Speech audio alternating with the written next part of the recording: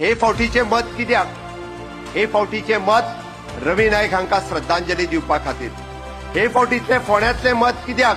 तर हे फावटीतले फोंड्यांतले मत म्हजे घर हे घर कायदेशीर करपा खातीर आसा. तुम्ही मुद्दामून पळयात म्हजे घर ही योजना आमी हाडल्या.